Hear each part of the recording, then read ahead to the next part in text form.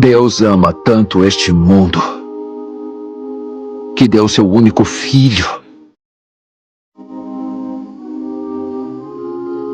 para que todo aquele que nele crê não pereça, mas tenha a vida eterna. Então isso não tem nada a ver com Roma? Isso é tudo sobre pecado? Deus não enviou o próprio Filho ao mundo para condená-lo, Sr. Nicodemos. Ele o enviou para salvá-lo. E o que Jesus lhe disse diretamente. Mas eu estava lá para ver coisas que Mateus desconhece.